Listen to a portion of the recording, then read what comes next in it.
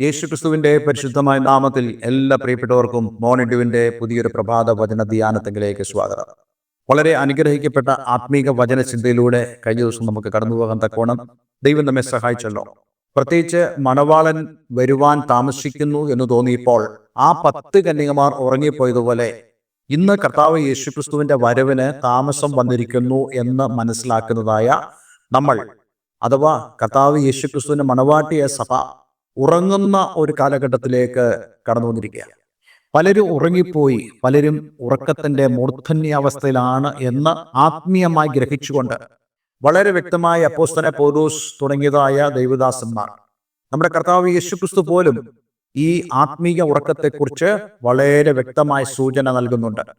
എന്നാൽ ആ ഉറക്കം നമ്മളിൽ സംഭവിക്കുന്നു എന്നുള്ളത് പ്രവചനികമായി മനസ്സിലാക്കിക്കൊണ്ട് തന്നെ ആ ഉറക്കത്തിൽ നിന്നും നമ്മെ വിടുവിക്കുവാൻ ദൈവം ഒരുക്കിയതായ പദ്ധതികളെക്കുറിച്ച്, നമ്മൾ എന്ത് ചെയ്യണം എന്നുള്ളതിനെ കുറിച്ചും നമുക്കറിയുവാൻ ധാരാളം തിരുവചന ഭാഗങ്ങളുണ്ട് എന്നുള്ള സത്യവും നമ്മൾ ഈ തരുണത്തിൽ മനസ്സിലാക്കേണ്ടതായിട്ടുണ്ട്. ഈ ഉറക്കത്തിന്റെ അപകടം ധാരാളമാണ്. അതിനെക്കുറിച്ചൊക്കെ ഞാൻ നിങ്ങളോട് സംസാരിക്കാൻ ആഗ്രഹിക്കുന്നുണ്ട്. എന്നാൽ ഇന്ന് നമ്മൾ നേരിടുന്നതായ യാഥാർത്ഥ്യങ്ങളുടെ മുമ്പാകെ എപ്രകാരമാണ് നമുക്ക് അവയെ അതിജീവിക്കാൻ കഴിയുന്നതെന്ന് നമ്മൾ ദൈവവചനത്തിലൂടെ മനസ്സിലാക്കേണ്ടതായിട്ടുണ്ട്. കഴിഞ്ഞ ദിവസം നമ്മൾ 1 തെസ്സലോനിക്ക ലേഖനം 5-ാം അധ്യായം അതിന് 5 മുതലുള്ള ചില വാക്യങ്ങളിൽ നിന്നും ഇന്ന് നമ്മൾ നേരിടുന്നതായ പ്രധാനപ്പെട്ട പ്രശ്നത്തെക്കുറിച്ച് ചിന്തിപ്പാനിടയായി തീർന്നു. പ്രത്യേകിച്ച് കർത്താവ് യേശുക്രിസ്തു നമ്മെ വെളിച്ചത്തിലേക്കാണ് വിളിച്ചത്. പത്രോസിന്റെ ലേഖനത്തിൽ നമുക്ക് കാണാൻ കഴിയുന്നുണ്ട്, നിങ്ങളോ അന്ധകാരത്തിൽ നിന്നും തന്റെ അത്ഭുത പ്രകാശത്തിലേക്ക് വിളിച്ചവന്റെ സൽഗുണങ്ങളെ ഘോഷിപ്പാൻ തക്കവണ്ണം, അല്ലെ? അങ്ങനെയല്ല കൊടുത്തിരിക്കുന്നത്. അന്ധകാരത്തിൽ നിന്ന് ദൈവം നമ്മെ വിളിച്ചു. എങ്ങോട്ട്? അത്ഭുത പ്രകാശത്തിലേക്ക്. നമ്മളാരെങ്കിലും അത്ഭുത പ്രകാശം കണ്ടിട്ടുണ്ടോ? ഈ അത്ഭുത പ്രകാശം എന്നിവിടെ വിശേഷിപ്പിക്കാൻ കാരണം ഇത് ലോകം മനസ്സിലാക്കുന്ന വെളിച്ചമല്ല, മറിച്ച് ഇത് കർത്താവ് നമ്മെ നയിക്കുന്നതായ ആത്മീയമായ അനുഭവങ്ങൾ, അതിനെക്കുറിച്ചാണ് ഇവിടെ വെളിച്ചം എന്ന് പറയുന്നത്. വിശുദ്ധ ബൈബിളിൽ എവിടൊക്കെയാണോ അന്ധകാരം എന്ന് പറയുന്നത് അതെല്ലാം സാത്താന്യ അധികാരത്തെയും, എന്നാൽ എവിടൊക്കെയാണോ വെളിച്ചം എന്ന് പറയുന്നത് അത് ദൈവത്തിന്റെ അധികാരത്തെയുമാണ് കാണിക്കുന്നത്. അങ്ങനെയാണെങ്കിൽ ദൈവം നമ്മെ കൊണ്ടുവന്നത് ദൈവിക അധികാരത്തിലേക്കാണ് കൊണ്ടുവന്നത്. അതുകൊണ്ട് പ്രിയമുള്ളവരെ, നമ്മളെല്ലാവരും തന്നെ ദൈവത്തിന്റെ ആ അധികാരത്തിലേക്കാണ് ദൈവം നമ്മളെ കൊണ്ടുവന്നിരിക്കുന്നതെന്നും സാത്താന്റെ വെല്ലുവിളികളെ നമുക്ക് യേശുക്രിസ്തുവിന്റെ നാമത്തിൽ ജയിപ്പാൻ കഴിയുമെന്നുള്ള ആ വലിയ പ്രതീക്ഷയും പ്രത്യാശയും വിശ്വാസവും നമ്മുടെ ഉള്ളിൽ ഉണ്ടാകണം. അതുകൊണ്ട് ഈ വെളിച്ചത്തിലിരിക്കുന്നതായ അല്ലെങ്കിൽ ദൈവത്തിന്റെ അധികാരത്തിൽ ഇരിക്കുന്നവരായ ആളുകൾ, അവർ ഉറങ്ങിപ്പോയാൽ എന്താണ് സംഭവിക്കുക? അപ്പോൾ അങ്ങനെയാണെങ്കിൽ അതിനർത്ഥം പകൽ ഉറങ്ങുന്നവരെ പോലെ നമ്മൾ ഉറങ്ങുകയാണ്. പകൽ ഉറങ്ങുന്നവരായ ഒരാളെ കണ്ടാൽ നമ്മൾ എന്താണ് സാധാരണ ചിന്തിക്കുന്നത്? നമ്മൾ ചിന്തിക്കുന്നത് ഇദ്ദേഹത്തിന് വേറെ പണിയൊന്നുമില്ല, ചുമ്മാ കിടന്ന് ഉറങ്ങുക എന്നല്ലേ നമ്മൾ പറയുന്നത്. എന്നാൽ രാത്രി ഉറങ്ങുന്ന ഒരാളെ നമ്മൾ കുറ്റപ്പെടുത്തുകയില്ല, കാരണം അത് രാത്രി ആയതുകൊണ്ട്.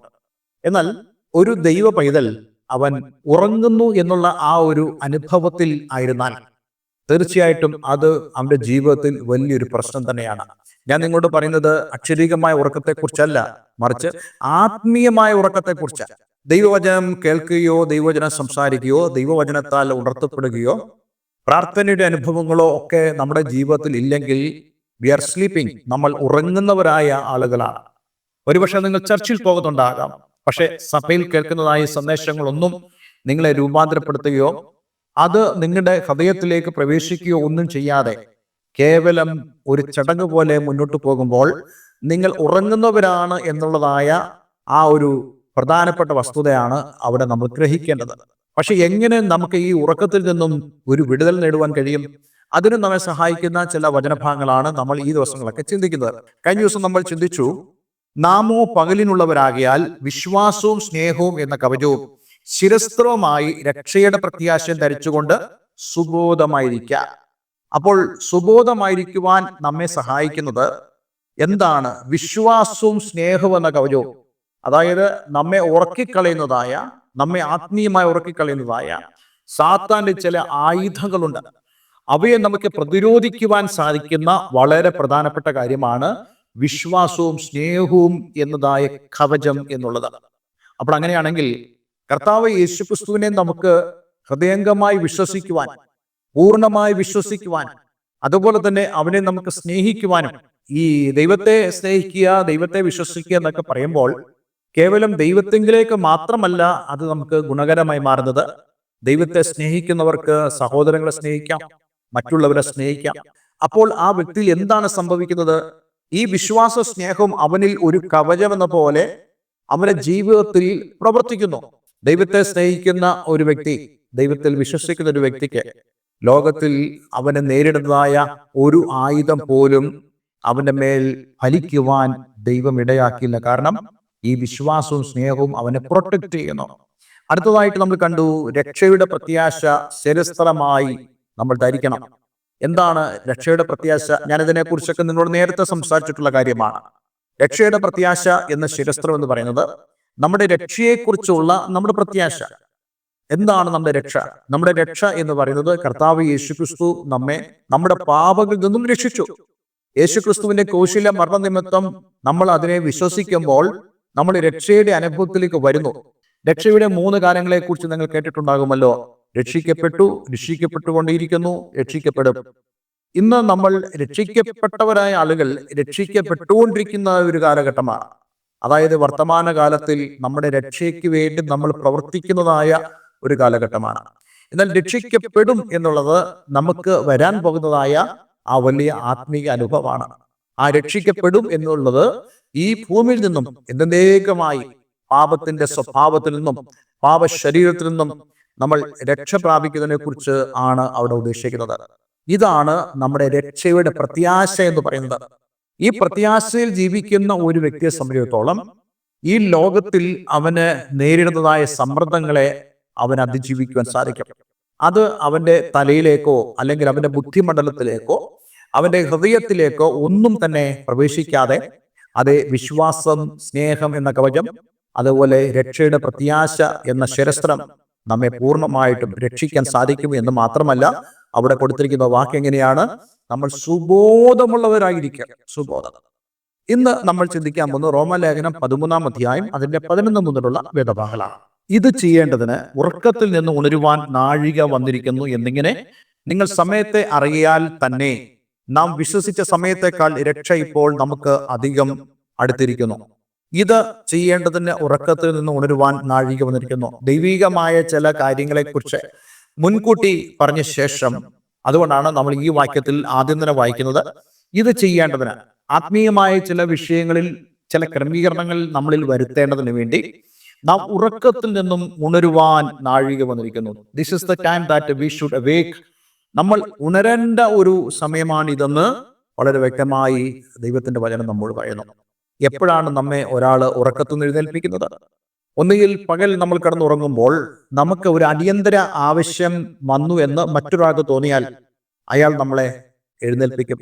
അതുപോലെ രാവിലെ നാം എഴുന്നേൽക്കാൻ താമസിക്കുന്നെങ്കിൽ സൂര്യൻ ഉദിച്ചിരിക്കുന്നു, നേരം വെളുത്തിരിക്കുന്നു, എഴുന്നേൽക്ക് ജോലിക്ക് പോകണ്ടേ എന്ന് പറഞ്ഞ് എഴുന്നേൽപ്പിക്കുന്നു. എന്ന് പറയുന്ന പോലെ തന്നെ നാം എഴുന്നേൽക്കേണ്ട ഒരു സമയം വന്നിരിക്കുന്നു. ഇന്ന് ഞാൻ നിങ്ങളോട് സംസാരിക്കുമ്പോൾ നിങ്ങളോടെല്ലാം പ്രവചനികമായി ഞാൻ സംസാരിക്കാൻ ആഗ്രഹിക്കുന്നത് കർത്താവ് യേശുക്രിസ്തുവിന്റെ വരവ് വളരെ ഏറെ അടുത്തു, ഉണരേണ്ട സമയമായിരിക്കുന്നു എന്നുള്ളതാണ്.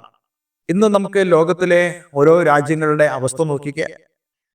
രാജ്യത്തോട് എതിർക്കുന്നതായ ഒരു കാലഘട്ടത്തിലൂടെ നമ്മൾ കടന്നുപോയിക്കൊണ്ടിരിക്കുന്നു. രാജ്യത്തോടും രാജ്യങ്ങളോടും അതേപോലെ തന്നെ മനുഷ്യർ തമ്മിലും പോരാടുന്നതായ കലഹിക്കുന്നതായ ഒരു കാലഘട്ടം. അതേപോലെ തന്നെ ഭൂകമ്പങ്ങൾ ധാരാളമായി ഉണ്ടായിക്കൊണ്ടിരിക്കുന്ന ഒരു കാലഘട്ടം, ക്ഷാമവും ഒക്കെ സംഭവിക്കുന്ന ഒരു കാലഘട്ടം. ലോകമെമ്പാടും നമ്മൾ നോക്കുമ്പോൾ കർത്താവ് യേശുക്രിസ്തുവിന്റെ വരവിനെ കുറിച്ച് പ്രവചിക്കപ്പെട്ട അടയാളങ്ങൾ നിറവേറുന്ന ഒരു കാലഘട്ടത്തിലൂടെയാണ് നമ്മൾ കടന്നു പോകുന്നത്. അങ്ങനെയാണെങ്കിൽ ഇന്ന് ഈ വചനത്തിലൂടെ ദൈവത്തിന്റെ പരിശുദ്ധമായ നമ്മോട് പറയുന്നു, നമ്മൾ ഉണരേണ്ട നാഴിക വന്നിരിക്കുന്നു. എന്നിട്ട് അടുത്ത വാക്യത്തിൽ നമ്മൾ കാണുന്നു, എന്നിങ്ങനെ നിങ്ങൾ സമയത്തെ അറിയുകയാൽ തന്നെ. നിങ്ങൾ സമയത്തെ അറിയുക. നമ്മുടെ സമയം എന്ന് പറയുന്നത് നമ്മൾ സാധാരണയായി ക്ലോക്കിൽ നോക്കുന്ന സമയമല്ല, ദൈവത്തിന്റെ വചനത്തിലെ ഘടികാരം എന്ന് പറയുന്നത്. ദൈവത്തിന്റെ വചനത്തിന്റെ ഘടികാരം എന്ന് പറയുന്നത് ദൈവവചനം തന്നെയാണ്.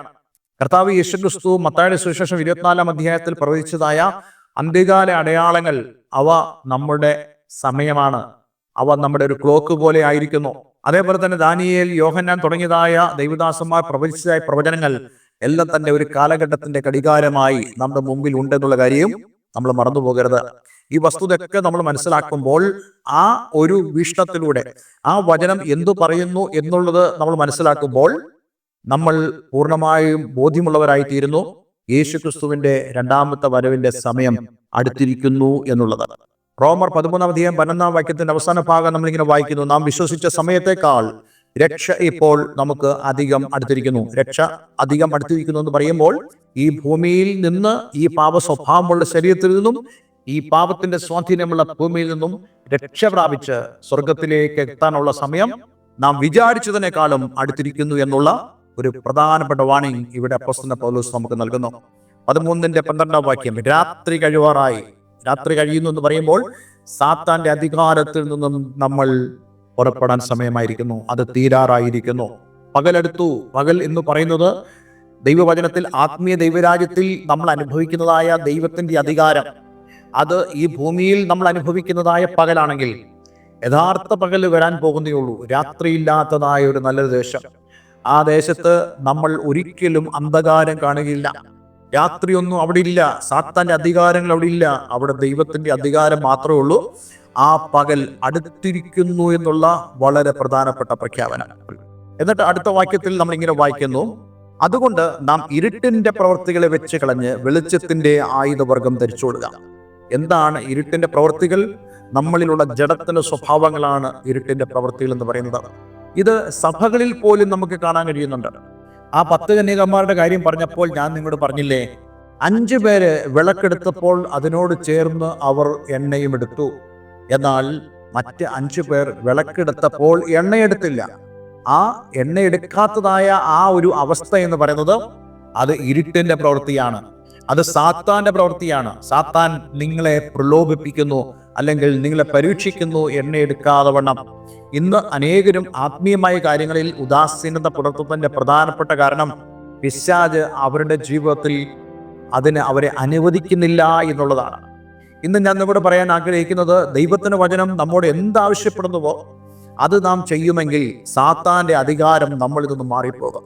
ഇന്ന് ഈ വചനം കേൾക്കുമ്പോൾ നിങ്ങളുടെ ജീവിതത്തിൽ സാത്താന്റെ അധികാരങ്ങളുണ്ടെങ്കിൽ, ഇരുട്ടിന്റെ പ്രവൃത്തികളുണ്ടെങ്കിൽ, ചില പാപ സ്വഭാവങ്ങളുണ്ടെങ്കിൽ, അതേ നിങ്ങളുടെ പ്രാർത്ഥനയെ തടയുന്നതായ, നിങ്ങളുടെ ആത്മീയ ആരാധനയെ തടയുന്നതായ, നിങ്ങൾക്ക് ദൈവവുമായിട്ടുള്ള ബന്ധത്തിൽ, സഭയുമായ ബന്ധത്തിൽ നിങ്ങൾക്ക് ഉത്സാഹത്തോടെ പോകുവാൻ കഴിയാത്തതായിട്ടുള്ള പ്രവർത്തികൾ, ജീവിത രീതികൾ നിങ്ങളിൽ ഉണ്ടെങ്കിൽ, അതിനർത്ഥം you are under the darkness.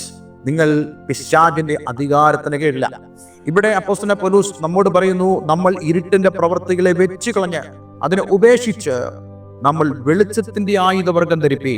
അപ്പോൾ വെളിച്ചത്തിന്റെ ആയുധവർഗം എന്ന് അവിടെ പറയുന്നത്, അതായത് ദൈവത്തിന്റെ വചനം ഒരു ദൈവ പൈതലിന് കൊടുക്കുന്നതായ, നമ്മൾ കഴിഞ്ഞ ദിവസം ചിന്തിച്ചതുപോലെ വിശ്വാസവും സ്നേഹമെന്ന കവചം, അതേപോലെ തന്നെ രക്ഷയുടെ പ്രത്യാശ എന്ന ശിരസ്ത്രം എന്നിങ്ങനെയുള്ള ആയുധവർഗങ്ങൾ നമ്മൾ ധരിക്കണമെന്നാണ് ദൈവത്തിന്റെ വചനത്തിലൂടെ നമുക്ക് കാണുവാൻ കഴിയുന്നത്.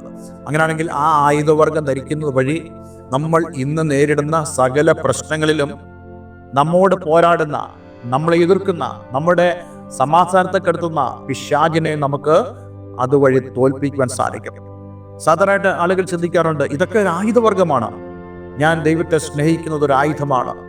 ഞാൻ രക്ഷയുടെ പ്രത്യാശയിൽ നിലനിൽക്കുന്നത് ഒരു ആയുധവർഗമാണോ? അതാണ് എന്നുള്ളതാണ് ദൈവത്തിന്റെ വചനം നമ്മളെ പഠിപ്പിക്കുന്നത്. അങ്ങനെ നമ്മൾ മുന്നോട്ട് പോകുമ്പോൾ സാത്താന്റെ കോട്ടകൾ നിന്റെ മുമ്പാകെ ദൈവം തകർത്ത് കളയും. നിന്റെ ജീവിതത്തിൽ നേരിടുന്ന എല്ലാ വൈഷമ്യങ്ങളിൽ നിന്നും ദൈവം നിന്നെ വിടുവിക്കും. എന്ന് മാത്രമല്ല, ഈ ഭൂമിയിലായിരിക്കുമ്പോൾ ആ രക്ഷയുടെ പ്രത്യാശയിൽ നിറഞ്ഞുകൊണ്ട് നമുക്ക് മുന്നോട്ട് പോകുവാൻ ദൈവം സഹായിക്കും. ദൈവം അനുവദിച്ചാൽ അടുത്ത വാക്യങ്ങൾ നമ്മൾ അടുത്ത ദിവസങ്ങൾ ചിന്തിക്കുന്നതാണ്. ധാരാളം ചിന്തകൾ എനിക്ക് നിങ്ങളോട് ഇതിൽ നിന്ന് പറയുവാനുണ്ട്. അതുകൊണ്ട് വളരെ പ്രതീക്ഷയോടുകൂടെ അടുത്ത ദിവസത്തെ വചന ധ്യാനത്തിന് വേണ്ടി നമുക്ക് കാത്തിരിക്കാം. ഒരു നിമിഷം നമുക്ക് പ്രാർത്ഥിക്കാം. സ്വർഗീയ പിതാവേ, എന്ന് ഞങ്ങൾ കൽപ്പിച്ച വചനത്തിനായി സ്തോത്രം. ദൈവമേ, ഞങ്ങളിപ്പോൾ ധരിച്ചിരിക്കുന്നതായ ഇരുട്ടിന്റെ ആയുധവർഗങ്ങളെ വെച്ചു കളഞ്ഞ് വെളിച്ചത്തിന്റെ ആയുധവർഗങ്ങൾ ധരിപ്പാൻ കർത്താവേ, തെസ്സലോനിക്ക ലേഖനത്തിൽ ഞങ്ങൾ മനസ്സിലാക്കിയതുപോലെ വിശ്വാസവും സ്നേഹവും രക്ഷയുടെ പ്രത്യാശയും കവചമായും ശിരസ്ത്രമായും അങ്ങനെ ദൈവവചനം ഞങ്ങൾക്ക് തരുന്നതായ എല്ലാവിധമായ വെളിച്ചത്തിന്റെ ആയുധവർഗങ്ങൾ ധരിച്ച് കർത്താവെ സുബോധമായിരിക്കാൻ അങ്ങ് ഞങ്ങളെ സഹായിക്കണമേ. ഇരുട്ടിന്റെ പ്രവൃത്തികളിൽ നിന്നും ഞങ്ങളെ വിടുവിക്കണമേ എന്ന് പ്രാർത്ഥിക്കുന്നു. ഇനി വചനം കേൾക്കുന്ന ഏവരെയും ഞാൻ യേശുവിന്റെ നാമത്തിൽ അനുഗ്രഹിക്കുന്നു. കർത്താവെ, ഞങ്ങൾക്ക് കൂടുതലായി ദൈവവചനം പഠിക്കുവാനും ധ്യാനിപ്പാനും ഞങ്ങൾ ഏവരെയും അങ്ങ് സഹായിക്കുകയും ബലപ്പെടുത്തുകയും ചെയ്യണമേ. പ്രാർത്ഥന കേട്ടതിനാൽ നന്ദി. യേശു ക്രിസ്തുവിൻ നാമത്തിൽ തന്നെ. ആമേൻ, ആമേൻ. ഇന്നത്തെ വചനം നിങ്ങളുടെ ജീവിതത്തിൽ വളരെ അനുഗ്രഹപ്രദമായി തീർന്നു ഞാൻ വിശ്വസിക്കുന്നു. നിങ്ങൾക്ക് പ്രാർത്ഥന ആവശ്യമുണ്ടെങ്കിൽ ദയവായി ഞങ്ങളെ കോൺടാക്ട് ചെയ്യുക. അതേപോലെ തന്നെ ആത്മീയമായ കൂട്ടായ്മയ്ക്ക് നിങ്ങൾ ആഗ്രഹിക്കുന്നുണ്ടെങ്കിൽ അതിനും ഞങ്ങൾ അവസരം ഒരുക്കുന്നതാണ്. ഇവിടെ തന്നിരിക്കുന്നതായി ഫോൺ നമ്പറിൽ ഞങ്ങളെ കോൺടാക്ട് ചെയ്യുക. എല്ലാവരും ദൈവം അനുഗ്രഹിക്കട്ടെ. Have A nice day. God bless you all.